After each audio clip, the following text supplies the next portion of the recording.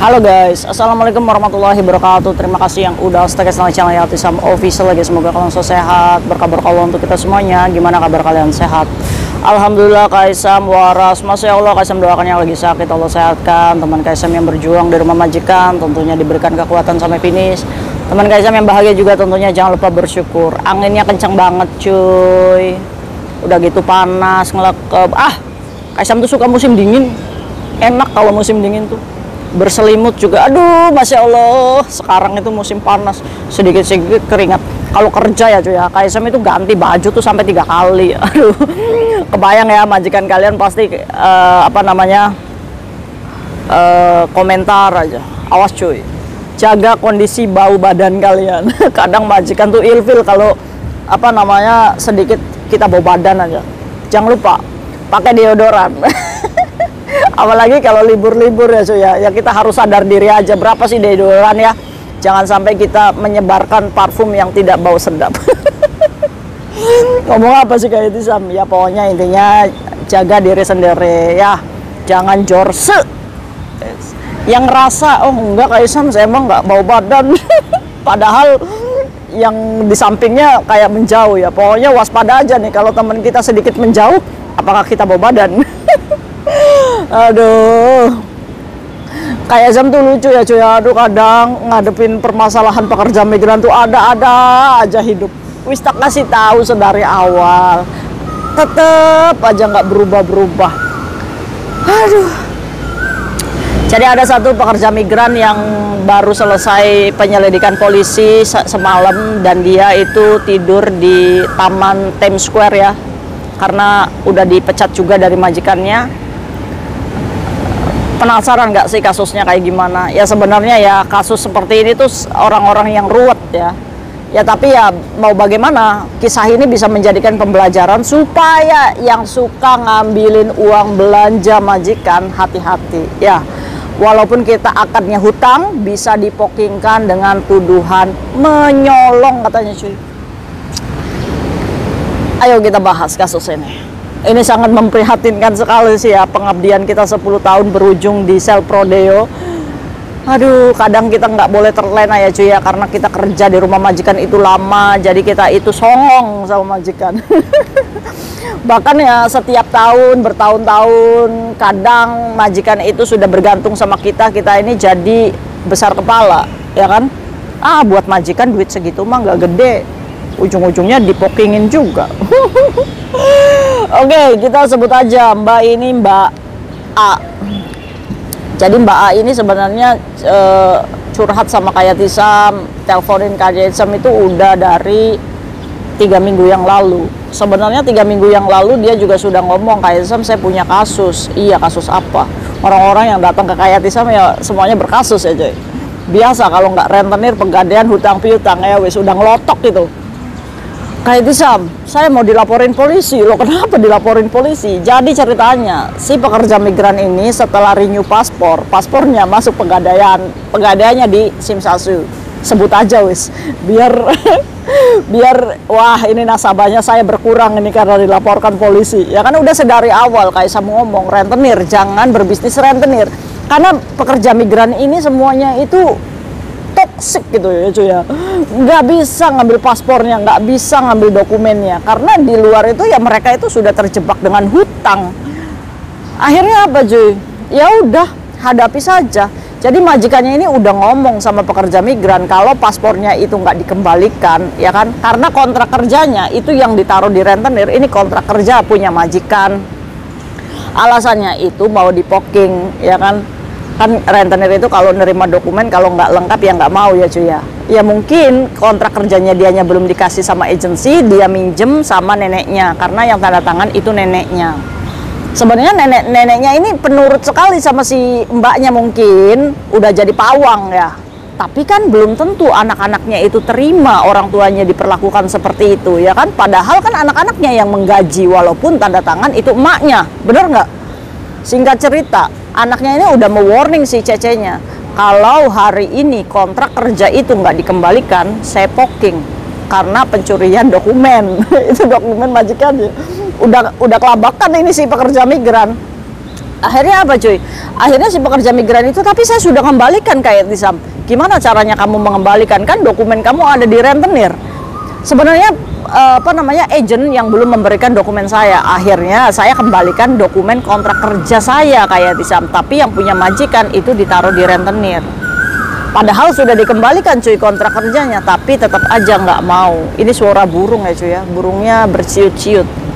Manggilin kayak Tisam katanya, kayak Tisam, kayak kamu. Kalau manggilin kayak Tisam, aduh masya Allah, emak-emak ini. Coba absen dulu, mana negara North Point, negara Taipo, negara Songsoy. Absen dulu. Banyak gini ya, dari Sabang sampai Merauke, masya Allah, emak-emak gibah. Ya tapi nggak apa-apa, ambil pembelajarannya ya. Lanjut kayak Tisam. Nah setelah itu cuy, ujung-ujungnya walaupun ada kontrak kerja yang sudah dikembalikan, tetap dipoking. Akhirnya anaknya datang di siang hari di tanggal 17. Itu langsung memanggil polisi. Polisi itu datang. Begitu datang cuy, apa pelaporannya? Bukan pencurian dokumen, tapi nyolong duit belanja. Ini nyolong duit belanja. Kayak Tisam aja baru tahu, ini mbaknya baru ngomong setelah dibebaskan dari polisi, tapi masih jadi tahanan luar ya. Akhirnya nyolong duit belanja di hari ini. Jadi baru keluar dari kantor polisi ya, 1 malam dia di sel Prodeo katanya cuy. Jadi menurut mbaknya, polisi itu datang, terus dia ini dibawa ke kantor polisi atas tuduhan nyolong duit belanja. Kaisam jadi nanya, berapa uang belanja yang kamu ambil? Kayak Tisam, saya tuh nggak nyolong, tapi polisi sama majikan tuh ngomongnya nyolong. Saya itu cuma salah kayak Tisam, saya menggunakan uang belanja, nggak bilang, ya sama aja nyolong. Kadang-kadang kalian itu ya suka benar sendiri gitu. Akhirnya si pekerja migran ini sebenarnya sudah ngomong sama neneknya. Nah biasanya si neneknya ini ngasih uang belanja itu 2 minggu itu 1.800 ya kan, dipercayakan sama si cecenya ini. Tapi karena anaknya lagi pulang yang dari Amerika, jadi diberikannya 3.000 ini si pekerja migran supaya bisa masak ngasih makan anaknya ya kan. Nah dari 3.000 ini tiba-tiba neneknya yang mau laporan polisi itu ngomong sama si cecenya, Cece coba uang belanjanya sisa berapa? Ya mungkin si neneknya ini barangkali kurang ya kan. Akhirnya si pekerja migran ini ya perketekan, ya takut pastinya uang belanja dipakai ya kan. Akhirnya ngomong, Nek uang belanjanya saya pakai, saya pinjam ya, berapa? Ini udah ditotal sama notanya kayak Tisam, saya menggunakannya 1.400. Oh ya udah kalau kayak gitu dimasukkan ya sekalian sama utang kamu. Jadi si pekerja migran juga ini sudah berhutang sama majikannya sebesar 11.000. Aduh, ini sebenarnya udah melampaui batas kalian itu coy. Jadi 11.000 si pekerja migran ini udah punya utang sama majikannya ditambah 1.400. Nah itu cuy. Akhirnya itu yang dipermasalahkan sama anak majikannya, katanya nyolong duit belanja. Menurut kalian nyolong apa enggak cuy? Ayo coba secara logika ini mbaknya nyolong apa enggak? Walaupun ujung-ujungnya pinjam ya. Akhirnya dibawalah ke kantor polisi itu cuy. Ditanya nggak ngaku-ngaku, saya nggak nyolong katanya, saya pinjam. Ini pekerja migrannya ngeyel seperti itu. Saya pada akhirnya si penerjemah ngomong, Mbak ya udah kamu kalau misalkan mau ngomong terserah kamu mau ngomong, kalau misalkan kamu juga nggak mau ngomong, kamu ngomong, saya nggak mau ngomong atas kasus ini. Akhirnya si pekerja migran ini memilih untuk mengatakan kepada polisi bahwa saya paham apa yang dilaporkan sama majikan, tapi saya tidak nyolong katanya. Kata polisinya, kamu nyolong Mbak, kamu nyolong, begitu tuh nyolong katanya. Majikan kamu tuh nggak terima kamu menggunakan uang tanpa sepengetahuannya, itu artinya kamu nyolong. Karena berdebat terus sama si polisi ya, mungkin polisinya udah gemes ya, tinggal ngaku aja sih ini. Sebenarnya si pekerja migrannya juga udah ngaku kalau iya saya menggunakan uang itu, tapi saya nggak nyolong. Ini ngeyel temen kamu bukan sih cuy. Aduh udah kerja 10 tahun ya cuy ya. Aduh ada-ada aja hidup. Akhirnya apa? Akhirnya si polisi ini ya udah kamu tinggalin uang jaminan, boro-boro saya punya uang mem katanya. Ya udah berapa? 20 dolar lah sebagai jaminan dia keluar. Udah diusir dari sel prodeo. Sel prodeo aja tidak menampung dia untuk tidur. Aduh. Akhirnya dengan jaminan 20 dolar si pekerja migran ini dibebaskan di jam 12 tadi malam. Tapi kamu jangan pulang ke rumah majikan ya, karena majikan kamu sudah putus kontrak katanya. Jadi bingung juga. Untung dia nggak nyari kayak Tisam di jam 1 malam ya. Baru tadi tuh nyari kayak Tisam.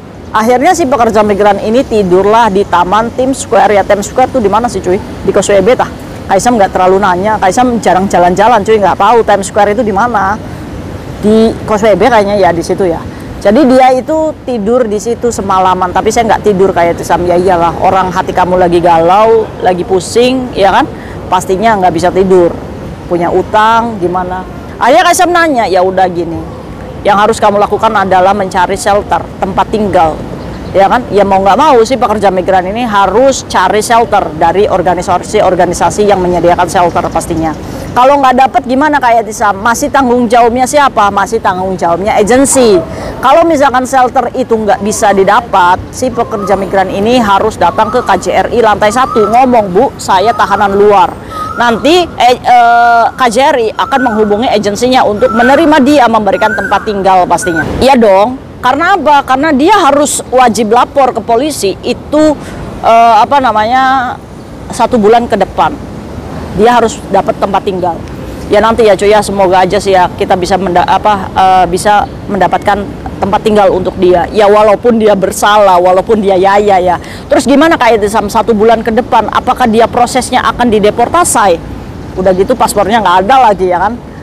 Ya udah, pilihannya 2, ngaku atau enggak. Kalau ngaku aja ya wes, berarti udah di sel prodeo, tahanan. Langsung hakim memutuskan kalau dia mencuri, diadili, tidak bisa membayar majikannya, pulang deportasi. Tetap aja tiket pesawat dari majikan, ya kan? Kalau misalkan dia udah ngaku nih, kalau misalkan kasusnya pengen cepet selesai, ya udah ngaku aja, udah pulang ke Indonesia. Tapi kalau dia mempertahankan pinjam, ya berarti otomatis dia harus berjuang untuk kasusnya supaya dia bisa membuktikan bahwa dia nggak nyolong gitu cuy. Iya, yang satu dia pasti akan lama tinggal di sini, pastinya harus ikuti prosedur sampai dia sewa pengacara dan lain-lainnya, itu akan ruwet cuy. Karena apa? Karena kenyataannya uang itu kita pakai gitu, paham nggak?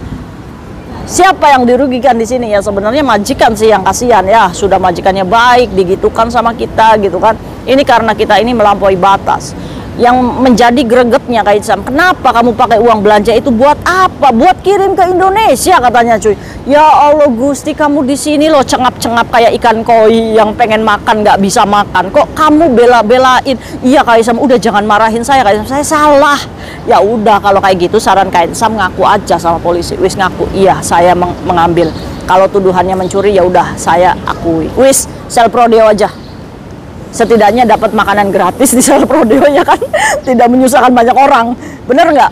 Toh kita juga udah salah, udah pakai uang majikan 11.000 juga potensi untuk mencari juga nggak bisa, apalagi kita sudah terlibat sama polisi. Ya udah ngaku aja kalau menurut Kak Tisam, selesai, bener nggak sih? Aduh, kecuali kalau kitanya tidak menggunakan uang itu, ya kita harus membela diri kalau kita tidak menyolong, ya kan? Ini kadang nih ya cuy ya, kita ini umur sudah tua, dewasa, tapi tidak menentukan kita ini udah dewasa belum cara berpikir kita. Kalian itu gimana ya? Kayak saya ngomong, cintai diri kamu lebih dari mencintai orang lain. Jangan sampai kamu berkorban untuk orang lain sebegitunya, sampai menyiksa dirimu sendiri. Itu adalah hal yang bodoh menurut Kaisam. Kuatkan dulu dirimu, cintai dulu dirimu. Kalau misalkan kamu sudah tidak kekurangan dalam dirimu, kamu boleh bantu orang lain. Kamu boleh bahagiakan orang lain. Kamu ini kadang keliru membahagiakan orang lain, nggak apa-apa, yang penting saya nggak apa-apa, nggak makan juga, yang penting orang lain bahagia. Itu menurut Kaisam adalah tindakan yang bodoh cuy. Ya, ayo sekarang kita pakai logika.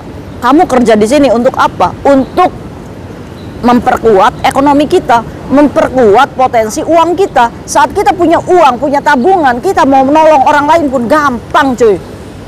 Ya, sampai ada kasus nih, anak Filipina yang mencuri sampai 257.000 Hong Kong dolar sampai 400 juta dikarenakan apa? karena dokumennya dipakai teman. Kalian mau dengar nggak ceritanya? Nanti malam ya, Kaisang ceritain. Pokoknya intinya sekarang mbaknya lagi di luar, nggak tahu mau tinggal di mana. Sekarang Kak Yatisam balikin ke kalian. Kalian mau mencontoh atau enggak? Buat kalian yang suka menggampangkan menggunakan uang belanja majikan, ingat-ingat, majikan itu sangat teliti. Walaupun majikan kita baik, mungkin nggak anaknya itu terima dengan tindakan kita kepada maminya. Pahami itu. Ya, jangan lancang. Tahan perut. Kalau misalkan kamu merasa nggak punya uang, makan seadanya aja. Kalau misalkan memang di rumah majikan tidak ada makanan untuk kamu, berani untuk ngomong, saya nggak ada makan majikan. Walaupun ujung-ujungnya kita dipecat, nggak jadi masalah. Yang penting kita mempertahankan hak kita ya. Jangan sampai kita mengambil hak untuk makan kita sendiri. Itu kan bodoh ya. Kita ngomong aja kalau nggak ada makan majikan. Harus berani mulai sekarang. Gimana menurut kalian komentar kasus mbaknya? Menurut Kaisang sih udah ngaku aja ya. Wis, udah, karena kita nggak punya apa-apa gitu. Karena kita juga nggak bisa bayar apa-apa. Bener nggak? Toh kita juga banyak salah gitu. Ya udah aku aja. Toh ujung-ujungnya visa kita juga bermasalah. Nggak bisa cari majikan lagi. Ya udah aja sih. Menurut Kaisang ya, tidak usah merepotkan banyak orang lagi. Tinggal menunggu kita dideportasi. Ya wis. Aduh, 1.400 cuy pakai uang belanja majikan. Gimana sih perasaannya ya? Pasti setiap hari ketakutan, setiap hari pasti akan bingung. Majikan nyuruh kita masak ina ini, ina itu, ternyata uangnya nggak ada. Ini kan kadang kita menyiksa diri kita sendiri gitu ya kan? Jangan pernah sekali-kali pakai uang belanja majikan. Dan jangan lupa, nota itu selalu ditulis berapa kecilnya untuk pertanggungjawaban supaya kamu nggak nombok. Oke? Mungkin itu aja sharing Kaisang hari ini. Semoga bermanfaat untuk kita. Jangan dicontoh ya cuy ya. Kita doakan semoga sesalah apapun dia butuh tempat tinggal hari ini. Semoga Kak Yatisam bisa bantu dia untuk bisa mendapatkan tempat ya. Doain ya. Doain mbaknya juga semoga sadar, hidayahnya ada. Semoga kisahnya menjadikan pembelajaran untuk kita semuanya. See you next video. Bye bye. Assalamualaikum warahmatullahi wabarakatuh. Bye.